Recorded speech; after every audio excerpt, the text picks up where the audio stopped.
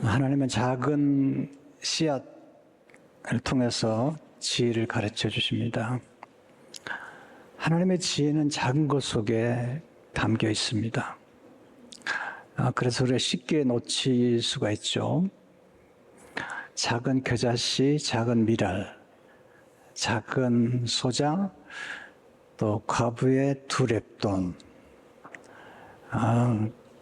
다들 작은 것들입니다. 예수님은 작은 것에 충성된 사람을 칭찬하십니다. 이 작은 것의 비밀은 농작의 법칙, 씨를 뿌리고 겉도는 법칙 속에 담겨 있습니다. 하나님이 가장 소중히 여기고 또 계속해서 사용할 수 있는 법칙은 농작의 법칙인 것입니다. 하나님은 농부시잖아요. 마귀는 예수님 유혹할 때 돌로 떡을 만들어 먹으라 그렇게 유혹을 했습니다. 굉장한 유혹입니다. 예수님께서 40일 금식하시고 배가 고프셨기 때문에 또 돌로 떡을 만들 수 있는 분이기 때문에 유혹을 받으신 겁니다. 우리는 돌로 떡을 만들려고 해도 만들 수 없기 때문에 유혹이 되지 않습니다. 그러나 예수님은 돌로 떡을 만들 수 있기 때문에 유혹이 되는 것입니다. 주님은 돌로 떡을 만드는 것이 하나님 아버지의 뜻이 아닌 것을 아셨습니다. 하나님의 뜻, 또 하나님이 선택하신 것은 작은 씨앗을 심고 그 곡식을 거두어 그 곡식으로 떡을 만드는 것입니다. 사탄의 유혹은 과정을 무시하는 거죠. 과정을 무시한 성공이나 성취를 예수님이 거부하신 것입니다. 예수님은 과정을 소중히 여기십니다. 최고의 지름길은 지름길을 선택하지 않는 것입니다. 최고의 지름길은 정도입니다. 올바른 길을 선택하는 것입니다. 예수님 십자가 없는 부활을 선택하지 않으셨고 고통 없는 영광을 선택하지 않으셨습니다. 우리는 고통 없는 영광을 선택하잖아요. 또 원하잖아요. 그러나 하늘의 미랄이 땅에 떨어져 죽는 것, 그건 껍질이 벗겨지는 고통을 통해서 열매를 맺게 되는 겁니다. 가시 면류관이 없는 영광의 면류관은 주님은 선택하지 않으신 것입니다. 제가 어릴 적부터 좋아했던 말씀 중에 하나가 오늘 본문의 말씀입니다. 그 이유는 잘 모르겠어요. 어떨 때는 잘 모르는 게 그냥 좋아하는 말씀이 있죠. 눈물 흘리며 씨를 뿌리는 자는 기쁨으로 거두리로다. 울며 씨를 뿌리러 나가는 자는 반드시 기쁨으로 그 곡식단을 가지고 돌아오리로다. 오늘 어린이 주일에 우리 아이들 어떻게 볼 것인지, 또 우리 각자를 어떻게 볼 것인지, 우리 생애를 어떻게 살아갈 것인지에 대해서 좀 말씀을 나누려고 합니다. 첫째로 하나님은 작은 씨앗 속에 무한한 잠재력을 담아두셨습니다. 씨앗 속에 담긴 무한한 잠재력, 정말 무한합니다. 여러분 아시다시피 저는 가난한 가정에 성장했기 때문에 항상 결핍의식이 많았어요. 결핍의식과 핍절의식, 가난의식이 많았습니다. 어느 날 책을 읽다가 풍부의식이라는 걸 제가 배우게 됐습니다. 풍부의식 또는 풍성의식에 대해서 배우게 됐습니다. 이 두 의식의 차이가 얼마나 극명한지를 알게 된 겁니다. 제가 결핍의식에서 풍부의식으로 바뀌면서 제 환경도 바뀌기 시작했고 저의 관계도 변화되기 시작했습니다.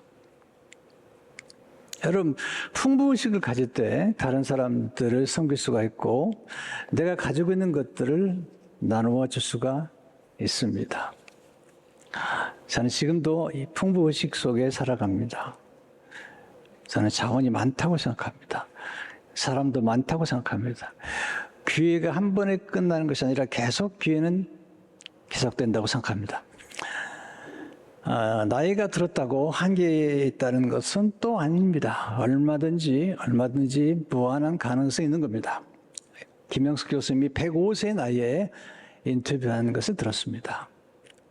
아직도 건강하시고 여전히 책을 출판하시고 여전히 강연하시고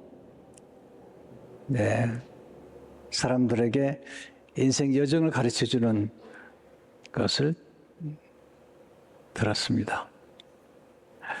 우리 의식이 중요한 것입니다.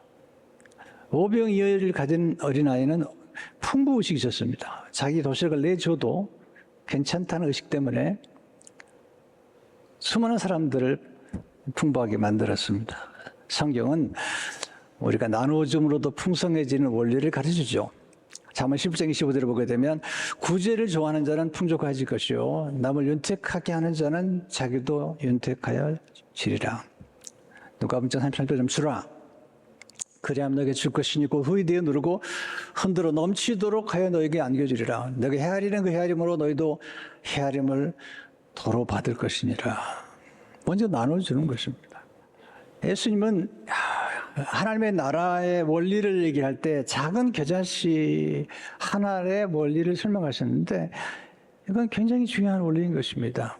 우리는 천국 백성들이기 때문에 천국의 원리를 알아야 되는데 그 중에 하나가 겨자씨의 원리입니다. 마태복음 13장 31절 32절에 보면 또 비유를 들어 이르시되 천국은 마치 사람이 자기 밭에 갖다 심은 겨자씨 하늘 같으니 이는 모든 씨보다 작은 것이로되 자란 후에는 풀보다 커서 나무가 되매 공중의 새들이 와서 그 가지에 깃들이니라.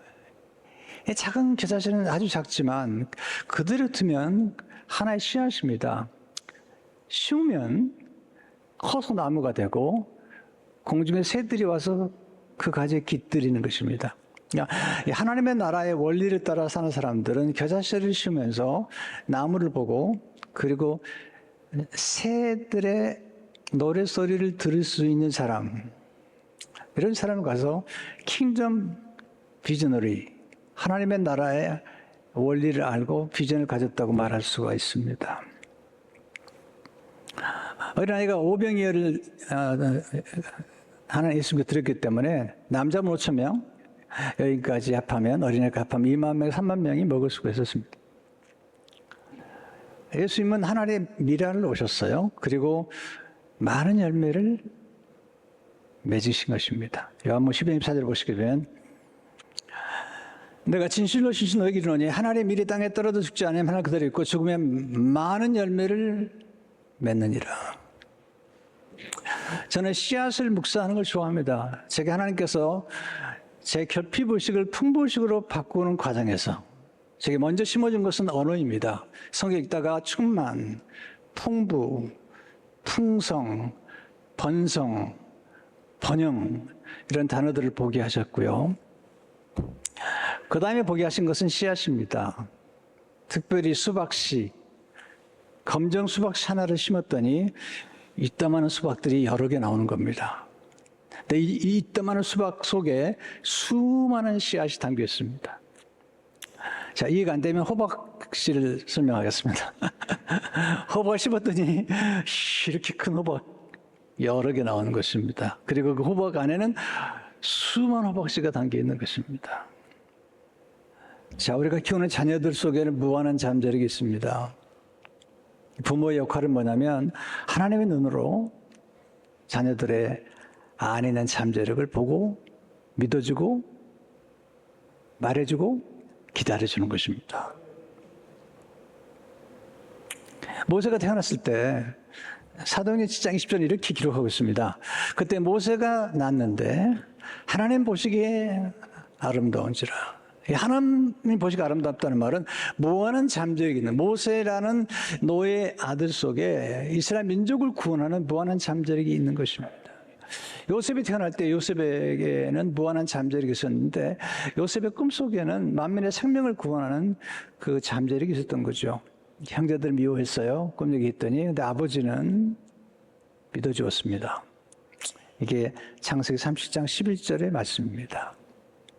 그 형들은 시기하되 그의 아버지는 그 말을 간직해 두었더라. 이것이 아버지 역할입니다. 이것이 어머니 역할입니다. 자녀를 믿어주는 겁니다. 자녀의 꿈을 믿어주는 겁니다. 자녀의 말을 믿어주는 것입니다. 요셉 한 사람 때문에 만민의 생명이 구원을 받았습니다. 놀라운 일입니다. 부모가 자녀에게 해줘야 될 가장 중요한 축복 기도는 긍정의 언어입니다. 믿음의 언어, 가능의 언어, 칭찬 언어, 위로의 언어, 이런 언어들이 자녀들의 미래를 만들어가는 것입니다. 두 번째, 하나님은 작은 씨앗마다 독특한 성향을 담아두셨습니다. 성향. 이 성향이란 뭐냐면, 그러니까 씨앗 속에 담겨 있는 기질입니다. 기질. 복숭아를 심으면 복숭아가 자라죠. 복숭아 나무가 되죠. 사과를 심으면 사과나무가 되잖아요. 그 성향이죠. 복숭아 씨앗을 심었는데 사과나무가 자라지 않습니다. 이게 성향이죠. 이게 이제 창세기 1장 11절 12절을 보게 되면 하나님 이르실 때 땅은 풀과 씨 맺는 채소와 각기 종류대로 씨 가진 열매 맺는 나무를 내라 하시니 그대로 되어 땅이 풀과 각기 종류대로 씨 맺는 채소와 각기 종류대로 씨 가진 열매 맺는 나무를 내니 하나님이 보시기에 좋았더라. 각기 종류대로 씨 맺는 채소. 우리 자녀들은 독특한 성향을 가지고 태어납니다.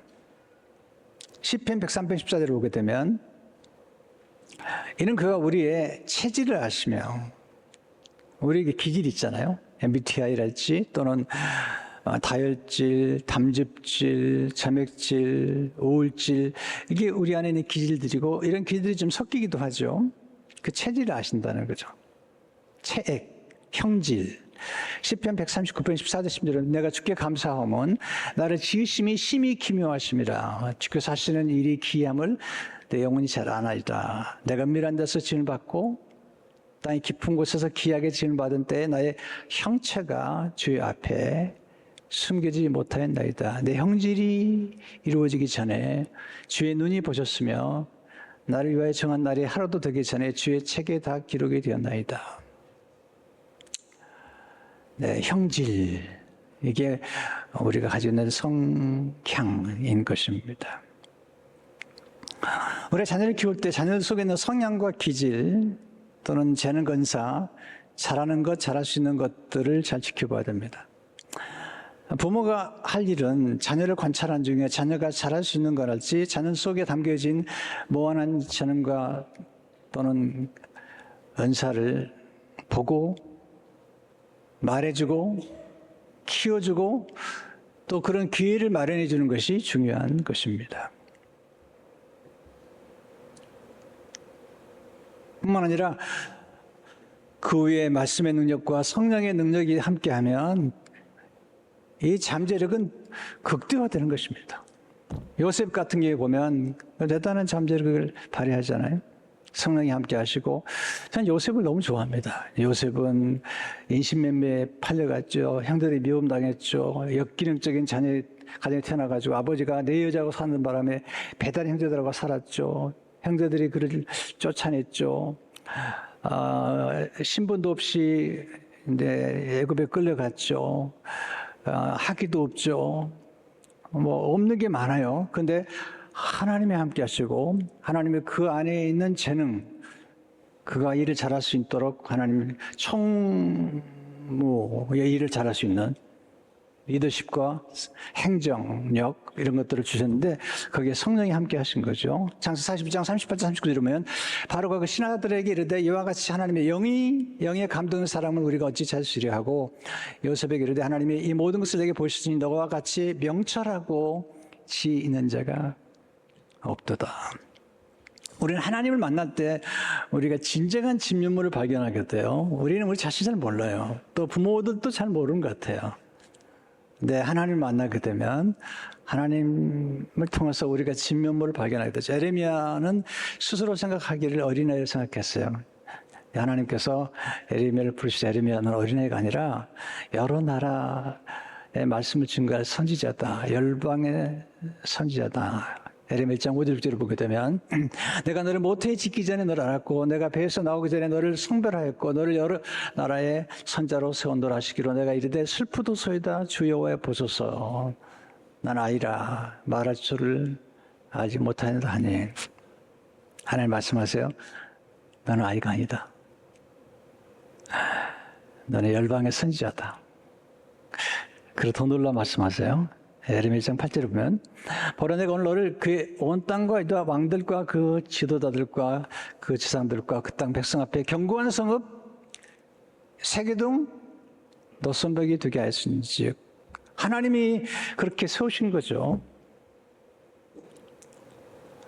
마지막으로 하나님은 눈물 흘리며 씨를 뿌릴 때 기쁨으로 거두게 하십니다.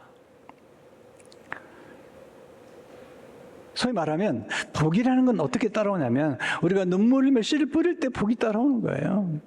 세월이 지나고 나니까 제가 깨닫는 겁니다. 아, 이게 복리구나. 일찍 심고 오래 심고 꾸준히 심은 것들이 나중에 이게 복이 되고 이게 운이 되는구나. 제가 많이 경험하거든요. 지금 이제 꽤 나이가 들었잖아요. 그죠? 아니에요? 네, 꽤 나이가 들었는데 나이가 들어서 이제 한국을 작년하고 올해 나가 보니까 제가 거두는 것들이 있는데 거두는 게 이게 복리가 된 거예요. 근데 오래 전에 심은 거예요. 40년 전에 심고 30년 전에 심고 이게 이제 시간이 가면서 복리가 된 겁니다. 이걸 몰랐던 것입니다. 몰라서 조급했던 것이고 네, 몰라서 조급함으로 침체에 빠졌던 것인데 이제 보니까 이게 심고 거두는 것인데 그리고 오래 기다리는 것인데 이걸 몰랐던 겁니다. 오늘 5절 6절 다시 보세요. 눈물 흘리며 씨를 뿌린 자는 기쁨으로 거두리로다. 울며 씨를 뿌려 나가는 자는 그 다음 중요한 단어입니다. 반드시 기쁨으로 그 곡식단을 가지고 돌아오리로다. 이삭이 복을 받은 모습을 보세요. 이 모습도 너무 놀라워요. 창세기 16장 11장 이삭이 그 땅에서 농사했어요. 농사해서 그의 100배는 얻었고 씨앗 심고 여호와께서 복을 주심으로 복이 필요해요. 그 사람이 창대하고 왕성하여 그 다음에 중요한 단어죠. 마침내 그 복가 돼요. 우리 너무 서두르잖아요. 어떻게 하면 좋을까요? 첫째로 하나님이 주신 씨를 성심껏 뿌리세요. 하나님은 열매를 주신 분이 아니세요. 하나님 나라의 가게에는 열매를 팔지 않습니다. 씨앗만 팝니다. 그래서 우리 눈물을 흘리며 씨를 뿌려야 됩니다. 그리고 씨앗 속에 무한한 잠재력이 있는 걸 알고 뿌리셔야 됩니다. 둘째, 가능한 좋은 씨를 받아 심으십시오. 하나님의 준 씨가 있고 마귀가 주는 씨가 있습니다. 마귀가 가라지를 뿌렸습니다. 마귀도 씨를 뿌려요. 마귀가 주는 씨는 유혹의 씨입니다. 죄악의 씨앗입니다. 좋은 씨는 좋은 열매를 맺습니다. 나쁜 씨는 나쁜 열매를 맺습니다. 성경이 말한 좋은 씨앗 중 하나가 말씀이죠. 요한 8장 11절에 이 비유는 이러하니라. 씨는 하나님의 말씀이요. 그러니까 자녀들의 마음속에 말씀을 심어야 돼요. 말씀을. 네. 또 우리들의 마음속에도 말씀을 심어야 돼요. 이 말씀이 우리를 치유하고 지혜를 주고 영감을 주고 창조적 아이디어를 주고 네, 좋은 성품을 만들어서 주는 것이 말씀이잖아요. 분별력을 제공해 주는 거죠. 세 번째, 씨를 심은 후에는 인내를 가지고 가꾸십시오. 씨를 심은 후에 바로 거둘 수는 없습니다. 하나님은 과정과 절차를 소중히 여기시는데 최근 한 PD가 인생은 바둑 두는 것 같다. 저는 이걸 굉장히 영감을 받았어요. 바둑은 한 수 한 수 뜨는 거죠. 내가 하나, 상대방이 하나. 한 사람이 스스로 못 되는 거죠. 똑같아요. 인생이라는 것은 하나씩 뜨는 거죠. 이게 대화고 이게 소통이죠. 근데 우리 너무 건너뛰려고 그러잖아요. 자, 보세요. 씨를 심으면 씨가 어두움 속에 자랍니다. 어두움 속에서 자랍니다. 뿌리를 내릴 때는 어두움이 내리는 거죠. 우리는 이 어둠을 싫어해요. 이 어둠 속에 자라는 걸 싫어해요. 어둠 속에서 씨앗이 껍질이 벗겨지죠.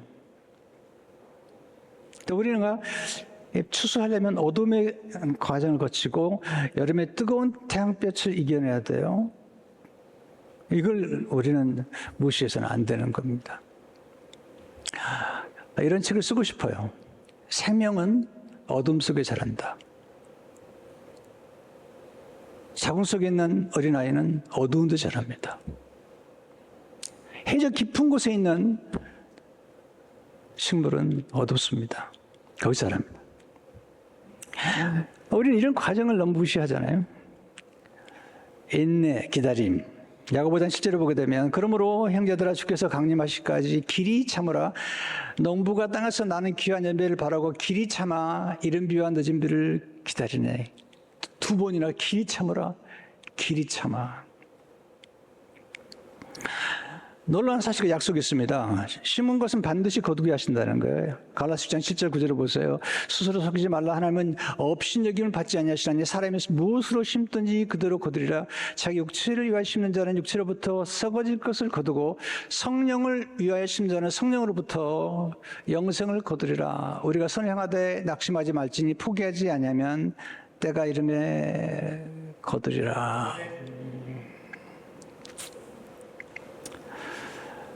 제가 이번 모국 방문 중에도 이건 책이 하나 있는데요. 복리에 관한 책인데, 제가 이제 복리를 경험하는 거죠. 이 복리를 아는 게 굉장히 중요해요. 한번 제가 강의를 하고 싶어요. 네. 복리란 원금에 대해서만 이자를 붙이는 단위와 다르게, 복리는 원금에 대해서뿐만 아니라 원금에 생기는 이자에도 원금과 동일한 이율의 이자를 붙이는 거죠. 자, 이런 혜택을 누리는 건 많지 않아요. 이런 혜택을 누리는 건 은행뿐이에요, 은행. 때론 하드는 이렇게 얘기하고 있습니다. 복리 효과란 작지만 현명한 일련의 선택들이, 이 중요한 포인트가 뭐냐면 작지만 현명한 일련의 선택들이 엄청난 보상을 낳는 원리를 의미합니다. 작지만 현명한 일련의 선택들이. 근데 사람들은 이 작기 때문에 이 복리를 우습게 여기는 거예요. 작기 때문에 현명한 일련의 선택을 하지 않아요. 그냥 일확천금하려고 그러는 거예요. 어렵게 번 돈이 오래 가는 겁니다. 그리고 매달 들어오는 돈이 가장 좋은 돈인 것입니다. 일확천금하는 것 바람직하지 않습니다. 저는 C.S. 루이스가 이런 말했습니다. 선과 악은 모두 복리로 작용한다. 네, 아인슈타인이 복리는 세계 8대 불가사예요. 지금 복리를 일찍 깨달았었는데 나이가 들어서 깨닫는 건 너무너무 슬픈 일이에요. 지금 어린아이 때부터 아니면 20대부터 복리를 배운다면 엄청난 거죠. 지금 오렌 버핏이 부자가 된 건 이건 완전히 복리예요, 복리. 지금 엄청난 부자인데 쉬운 2살 때는 지금까지는 재산의 8%? 1%밖에 안 가졌다는 거예요. 세월이 지나면서 이게 복리가 돼가지고 지금 부자가 된 거죠. 이게 중요한 거죠. 일찍 시작해서 나이가 들면 중요한 것입니다. 또 하나 신비로운 원리가 하나 있습니다. 우리가 누군가에게 심거나 어느 곳에 심었을 때 우리가 심은 대상이나 심은 장소에서만 거두는 것이 아니라, 잘 들으세요. 이거 굉장히 중요한 원리입니다. 우리가 심은 건 반드시 거두는데 우리가 심은 대상이나 우리가 심은 장소에서 거두는 것이 아니라 다른 사람들을 통해서 다른 장소에서 거둔다는 것입니다. 하나님 반드시 심은 것을 거두게 하시는 겁니다. 하나님 정성을 다해 씨앗인 거 가꿀 때 큰 복을 더해 주시죠. 시편 113절을 보게 되면 보라 자식들은 여호와의 기업이요. 우리의 기업이 아니에요. 자녀를 자기 거라고 생각하지 마세요. 하나님의 기업인 거죠. 그래서 하나님의 기업이기 때문에 기업을 키워야 돼요. 우리 사랑하면 아끼고 아끼면 키우잖아요. 저는 교회를 키우는 데 관심이 많아요. 제가 늘 기도합니다. 하나님 우리 교회를 키워주세요. 늘 기도합니다. 하나님 우리 교회를 키워주세요. 성도들을 키워주세요. 성도의 사업을 키워주세요. 여러분은 내 양이 아닙니다. 주님의 양입니다. 여러분이 잘 돼야 됩니다. 그래야지 제가 하나님 앞에 갔을 때 하나님의 칭찬을 듣는 거예요. 저는 여러분들이 잘 되기를 원하고, 잘 된다는 게 정말 영혼뿐만 아니라 육신뿐만 아니라 여러분의 모든 것이 잘 되는 거죠.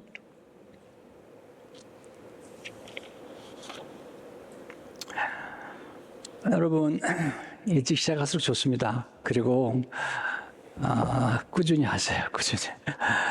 네, 지금 제가 이제 배워본 게 뭐냐면, 인생에서 가장 중요한 것은 빠르고 똑똑한 사람들이 아니에요. 꾸준한 사람들이 반드시 복리 효과를 경험하게 돼 있어요. 여러분, 오늘 어린이 주일인데 우리 아이들이 얼마나 존귀해요. 비교하지 마세요. 나름대로의 특성이 있는 거죠. 오늘 여러분 한 분 한 분이 다 존귀합니다. 이 말씀을 따라서 여러분 풍성한 축복을 누리시기를 축원합니다.